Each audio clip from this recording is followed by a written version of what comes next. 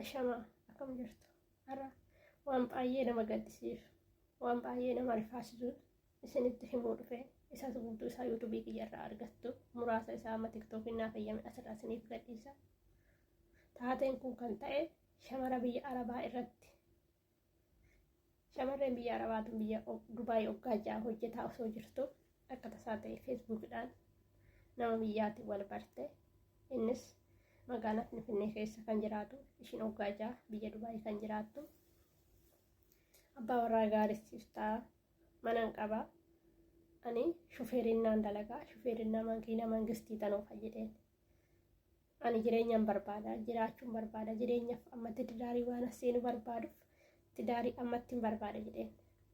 Maarree ishiinis wal baranii ji'a ja'a booda ishii anis jireenyaan barbaada, golli hambaa na nuffisiise, manni ormaa na nuffisiise, hojiinis na dadhabsiise, gara biyya koon galee boqadha jettee. Maarree koottu ani wanna hundaa siif guuta, si fudhadha, booleedhaa si taqabbalee bariisaa mana warratii waliin deemna kabajaan jedheen.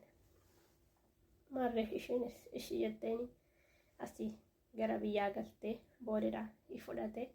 Inni kan galu mana kiraati. Hojii inni hojjetu hin beekamne, hanga ammaa qorannaa irra jirama. Kan galu mana kiraati. Ishii jedhee booleedhaa ishii fudhatee mana isaatitti galanii, mana kiraa sanitti galanii osoo manni warri mana kireessa hin argin halkan micayyoo manatti galche. Halkan micayyoo manatti galche. Halkanuma san micayyoo san qalee cicciree shafaffanee achi godhee biraa deeme.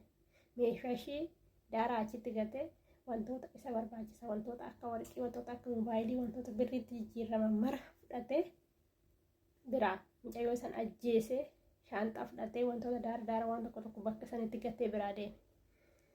Maarree Waaqayyo gaafa nama qabu karaa ati yaaddee miti, karaa ati yaadnessiif dhufa.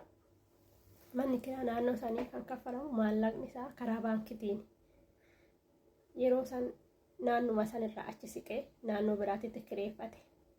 Naannoo biraa gidee kireeffatu mana kiraa san gidee kaffaluu deemu mana baankii maqaan isaa dhahame. Maarree warri micayyoo manni kiraa itti duute bakki micayyoon itti duute amalakkatanii jiran.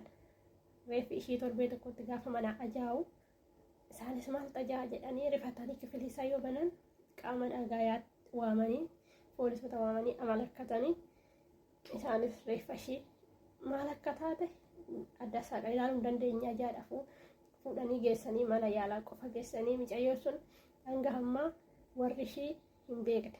Micayyoon duuta sun intala eenyuti, biyyi ishii eessa, maal ishii akka taate hin beekne. Paaspoora wanta hunda guurratee, moobaayila wanta hunda guurratee ishii isa harka jira.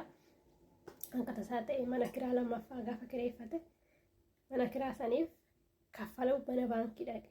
Gaafa mana baankii dhaqu mucaasa maqaa isa warri mana kiraa dura bira ture amalakkatanii jiran. Achitti qabamee mucaan sun amma to'annoo jala oolee jira. Keessattuu obbolaayyaan koo shamarran biyya Arabaa isin warqiidha. Isin warqiidha. Ofin qannasiisina, ofin rakkasiisina. Bilbila wara baree jettee Addis Ababaatti ittiin galin. Inni bilbilaa si baree koottu natu si fuudha. Dhufeeta si taqabbalaa siin jedhu sun si nyaachuufi malee si nyaachisuuf miti. Si jeesuufi si qaluufi. Obbolaan koo walirraa baradhaa. Sagalee kana sheerduuti waliif godhaa. Adaraa wal qaqqabsiisa. Ani miidiyaa guddifachuuf miti. Miidiyaas faayidaarraa argadhee hin beeku. Garuu kana sheer waliif godhaa. Obboloota keessan, obboleetti keessan nama lamaa sadii sheer godhaafi. Nama lamaa sadii rakkoo kanarraa hambisuu dandeechu namoota waa'ee akkanaa karoorfatanii jiranirra. Namni kamiyyuu yoo si jaalate karaa maatii keetii siif adeemu. Yoo si jaalate kabajaadhaan. Yookaan si jaalate Addis Ababaa mana qabaa, makiinaan qabaa, koottu natti galisiin jedhe inni mana hin qabu si nyaachuufi.